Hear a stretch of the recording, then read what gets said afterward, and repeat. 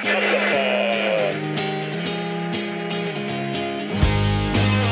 really tied into the community here in Portland. The luxury club comes to visit the new kids on the block.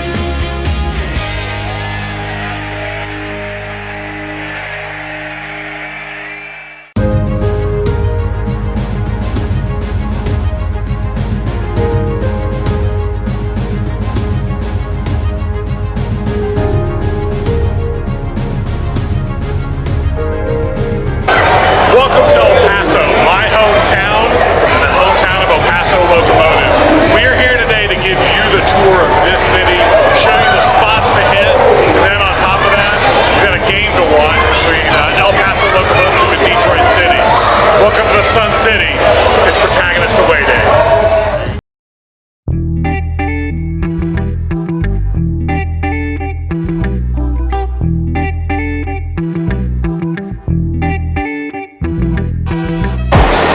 We are in Dan's hood.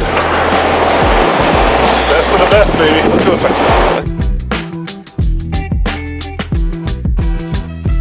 It's one thing that I really appreciate about El Paso is like the desire to like hold on to stuff. You look at this fucking building; it's so pretty. And yeah, I mean, I get it. It's not like fancy, but like it's a building with a history and a life, and like you get to save it, and that's amazing. So one of the cool things that happened, and it's a cool story, but it wasn't a fun thing that happened. There used to be a building that stood right here on the corner, and it burned down. And a lot of people say that that burning down happened because of insurance reasons, but you know, no one's saying that.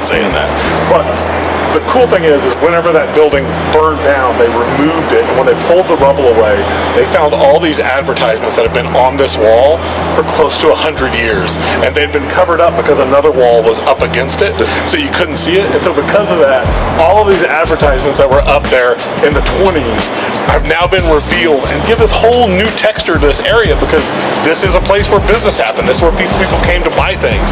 And so because of that, all those advertisements are up on that wall the whole time. You just didn't see it, and all it took was actually a little bit of destruction for this creative thing to come out, and now it's there. And it's cool because it gives you a window into what was going on in El Paso 100 years ago, all because of those advertisements up on the wall. And then if you look right above it, there's a mural up there, and that's kind of great, right? It's a combination of two different things. It's the old and the new coming together in this beautiful symmetry.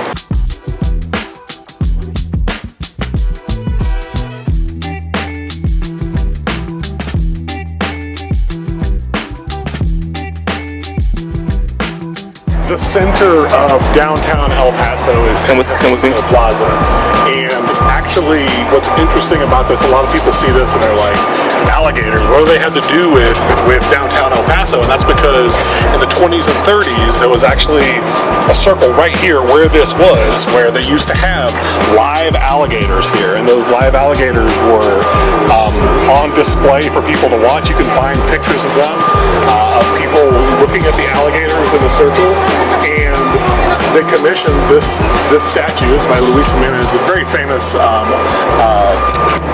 artist here from El Paso who's worked in a lot of stuff. If you've ever seen the large horse outside of the Denver airport, that's also Luis Jimenez. He got his start in lowrider culture, and you can tell by how the design is styled. He worked with fiberglass, and his painting styles are very airbrush inspired. That's why.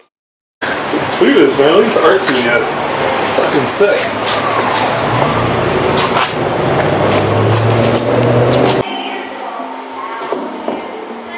So you paint, this is where you paint and then display and then... Yes. That's awesome. Yeah, we're a teacher also. So I teach high school art. Oh, nice. Yeah. What's cool? And sport. Okay, cool. Yeah. So during the day I do that, and on the evenings is when I usually come. Come out here, okay?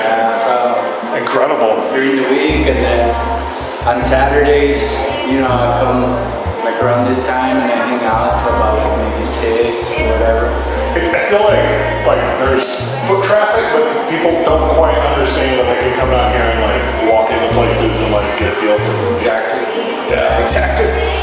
Well, I mean, it's cool that you got your art out so people can see it, like connect with it, you know. Well, like the little camera, I get more people just kind of window shopping at night when I'm not here. Gotcha.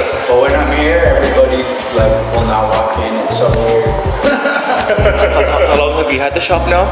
8 years. 8 years now. Wow. And I've been painting out of college for 2009, 19, 21, 2, 3, 4, 15 years. Did you go to school here in Utah? So about 15 years painting and then 8 years in my shop downtown. It looks like your art really focuses a lot on the, like I said, a lot of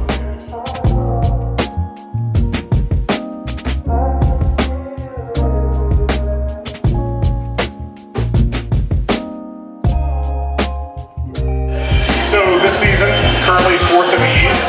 Pretty impressive, by the way. Did you expect that coming into the season? With a new coach and new staff and stuff like that change, it was hard to try and envision what was going to be happening because like obviously you don't know what's new style or whatever. But we had an unbelievable start, doing like 7 games on beat, like we were making great moves and stuff. So that gave us more confidence then for the year. Oh, we're going to push on for this 4th place spot, like a minimum 4th place spot, and won't pay off and make history for the club. So as the year went down, we had our ups and downs and stuff like that, but like, we still have huge confidence in the team to get this done.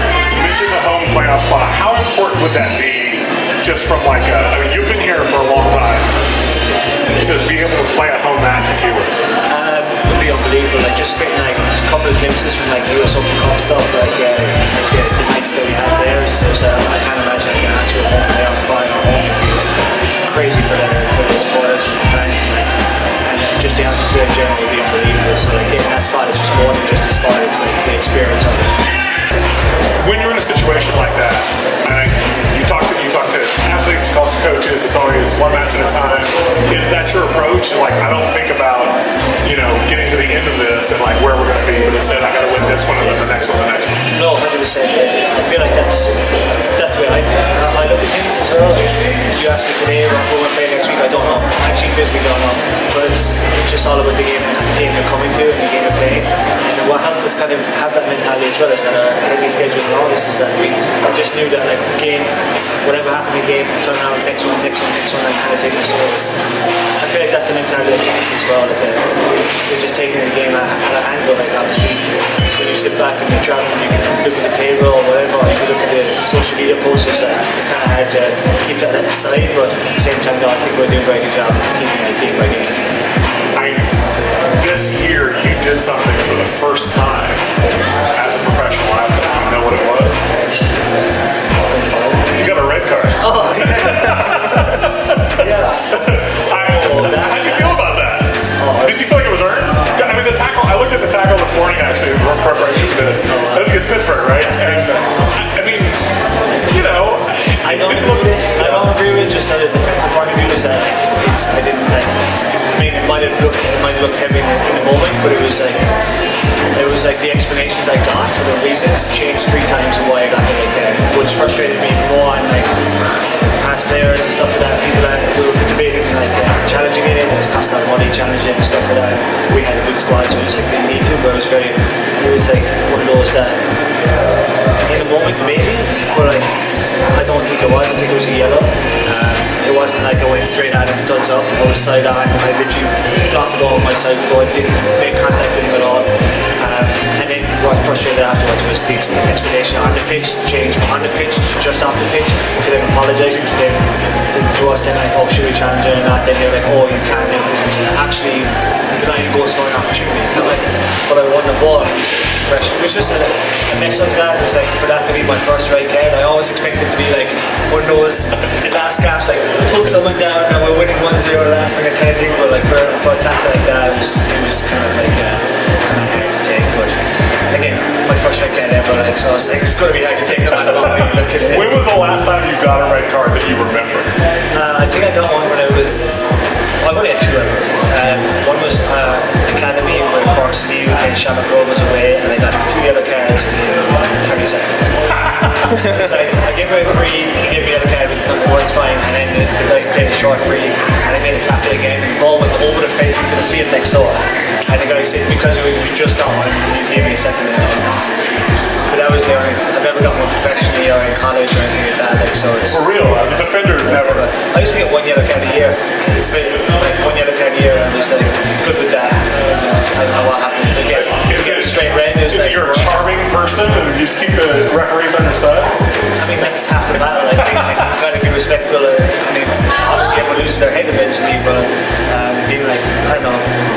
mistake, they'll have a slight tackles.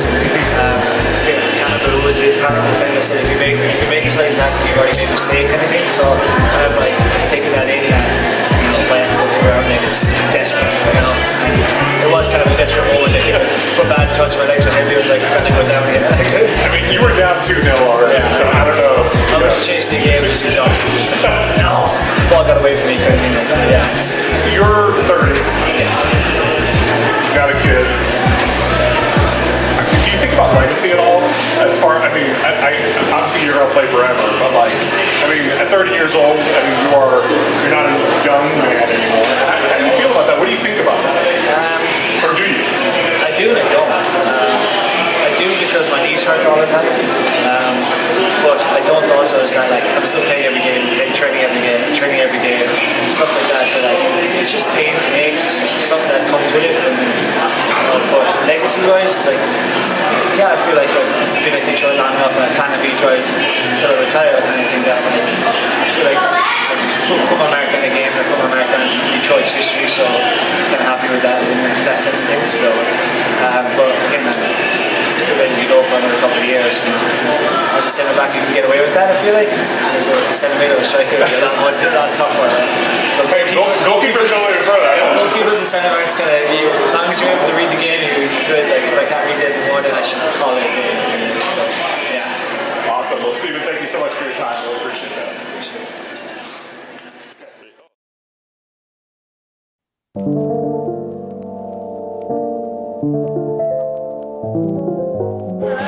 Brian, how long have you been a Locomotive fan in El Paso?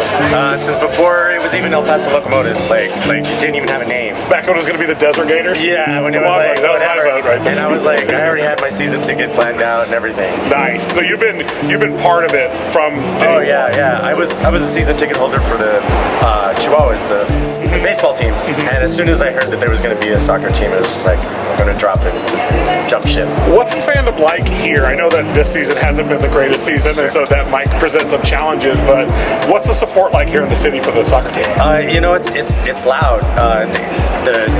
They come out to different high schools and little league schools. Our mascot's pretty popular, does all kinds of stuff with the kids and other soccer teams. It's loud in the stadium.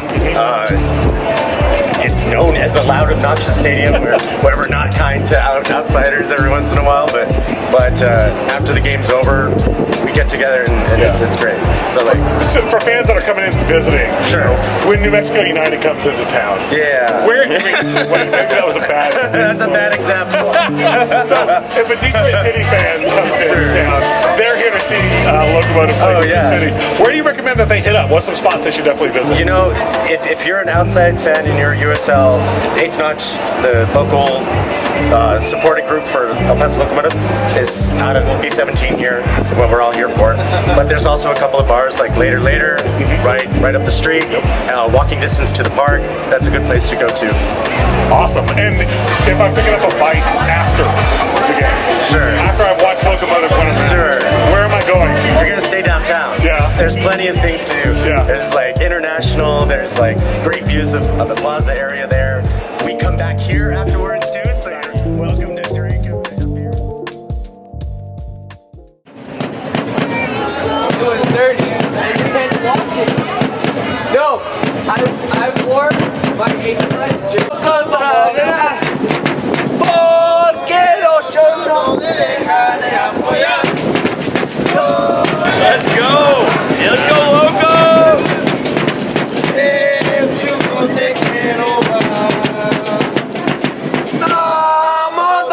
Estamos locos para ganar. No, que los shows no te dejan de apoyar.